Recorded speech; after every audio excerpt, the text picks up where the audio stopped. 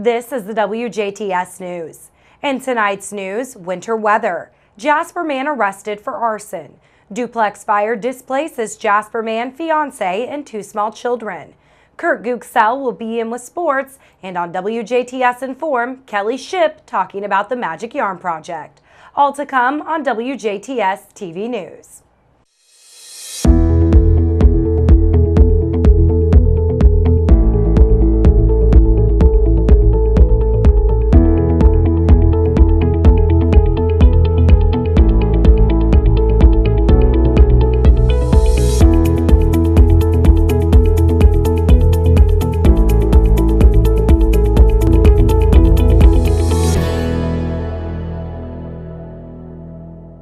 Good evening, I'm Jenna Schaffer with the news. Cold Arctic air that was part of a polar vortex made its way into the WJTS viewing area as expected overnight, along with a band of moderate snow showers, providing as much as 1 inch to 2 inches of snowfall over area roadways, making them slick and hazardous. Most state roadways had been treated by state road crews overnight. However, all secondary and county roadways were snow covered, causing a number of accidents and slide-offs. Several schools across the area had already announced plans to either close or delay classes by Tuesday afternoon due to the expected frigid temperatures, but in light of the snowfall that accompanied the strong cold front that brought us the severe cold temperatures, most, if not all, schools have closed their doors altogether for the day. The biggest concern for the remainder of the day were those cold temperatures, as the National Weather Service had issued a wind chill advisory for virtually all of southern Indiana that lasted through the afternoon. Lows this morning were well into the single digits to near the 0 mark, but with the added winds and wind chill values were near -20. Despite sunshine today, temperatures did not improve much and remained in the single digits with continued below 0 wind chills. The cold wind chills could cause frostbite on exposed skin in as little as 30 minutes. The extreme cold conditions will remain through the evening and into Thursday morning. In the meantime, residents need to prepare themselves for extreme cold by checking on elderly friends, family, and neighbors. Bring pets indoors or have warm shelter and unfrozen water. Run water at a trickle to prevent frozen pipes. Do not use a stove or oven to heat your home. Place space heaters on a hard, level surface. Keep anything flammable at least 3 feet away. Never leave alternate heat sources unattended. Properly ventilate alternate heat sources. Know the signs of carbon monoxide poisoning. Recognize symptoms of hypothermia and how to treat. And have a winter survival kit in your vehicle and keep your gas tank at least half filled. Please use extreme caution during this period of dangerously cold weather. Stay indoors as often as possible, as once again, single-digit temperatures are forecasted to continue this evening and into Thursday morning before we see some improvement by Thursday afternoon. A Jasper man was placed under arrest for allegedly setting fire to a Northside trailer during the overnight hours on Tuesday. Shortly after midnight Tuesday, crews with the Jasper Fire Department were called to Maple Grove Trailer Court Lot 62 in reference to a reported fire. When officers arrived, they made contact with the resident to inform him there was a fire at his trailer. Police say the fire was quickly extinguished and later found to have been caused by a burning object being thrown at the trailer.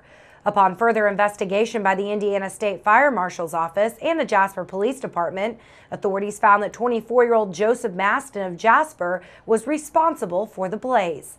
As officers were attempting to place Maston into custody, they say he resisted arrest. Maston was taken to and booked into the Dubois County Security Center on a level 4 felony count of arson and a misdemeanor count of resisting law enforcement.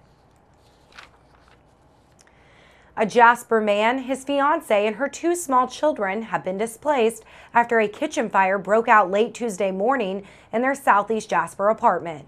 Shortly after 11:30 a.m. yesterday, units with the Jasper Volunteer Fire Department were called to a duplex occupied by Sheldon Kempf, his fiancée, and children located along the 400 block of Rumbach Avenue.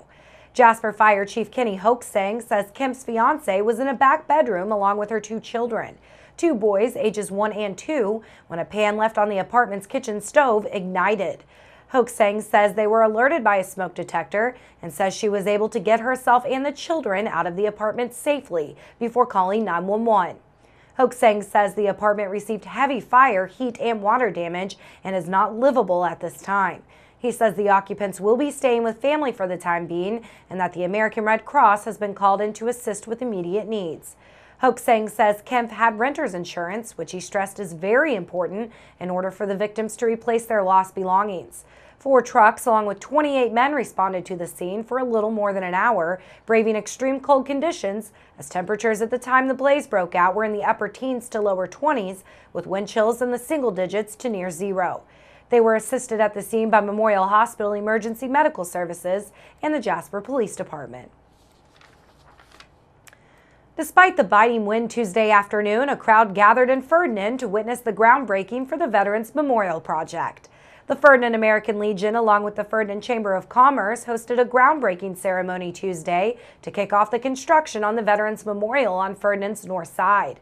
The Veterans Memorial will welcome you to Ferdinand along State Road 162 on land provided by Marine Corps veteran Leon Wire, who is spearheading the project. Wire talks about how the project came to be and what it means for Ferdinand. I bought the property when my father passed away, and it laid here for years. And after I retired, I decided to clean it up and see what I could do with it. And it kind of was like an idea, a dream, and now it's a reality. It really combines thanking the veterans and also putting the Welcome to Ferdinand sign in this, where it kind of unites everything together to welcome everyone to Ferdinand. Representation from the town and project leaders used gold shovels to turn the ground over as a ceremonial start of the project. Several residents from the town of Ferdinand braved the chilly weather to attend the groundbreaking. Plans for the memorial call for a long, narrow structure with a large stone with words of thanks for veterans, 5 smaller stones for each branch of the military, and 3 flags on the property: the U.S. flag, the Indiana flag, and the black flag for prisoners of war and those missing in action. The memorial will also feature a Welcome to Ferdinand sign on the north face. A 7-page probable cause affidavit reveals Spring Valley school teacher Carrie Buchanan had an inappropriate relationship with at least one former student and inappropriate conversations through social media with at least one current student at Springs Valley Community Schools. Indiana State Police at the Jasper District confirmed that Buchanan was arrested after she was found to be in possession of child pornography. Buchanan is a health and physical education teacher at Springs Valley Junior-Senior High School. She turned herself in Friday morning after a warrant was issued for her arrest. She has been booked into the Orange County Jail on a charge of possession of child pornography. The court document states Buchanan admitted a student had touched her inappropriately before she had an inappropriate sexual relationship with him. In a statement, Dr. Trevor Apple with Springs Valley Community Schools says Indiana State Police informed school officials of the arrest of a school employee who was charged with 1 count of possession of child pornography. Apple says the corporation moved swiftly when they became aware of the allegations. He says they have been cooperating with the Department of Child Services and law enforcement since that time. Apple wanted parents to know that school officials acted immediately and were unable to notify patrons about this matter while the investigation was ongoing. Apple says Buchanan was on paid administrative leave and has submitted her letter of resignation. The DuBois County Sheriff's Department has announced the Indiana Sheriff's Association will be awarding college scholarships to qualified high school seniors or college students pursuing a criminal justice degree. Around 40 of the 750 scholarships will be awarded across the state. The Indiana Sheriff's Association Scholarship Fund was established for the purpose of receiving, investing, and dispensing of funds to provide college scholarships to qualified students who are committed to pursuing an education and career in the law enforcement field. To qualify for one of the scholarships, applicants must be Indiana residents, be a current member of the association or dependent child or grandchild of a current member, attend an Indiana college or university, major in law enforcement, and enroll as a full-time student. Applications are available in your high school counselor's office or sheriff's office and are due by April 1st. Stay tuned, weather, sports, and inform, featuring Kelly Shipp, all still to come on 18 WJTS News.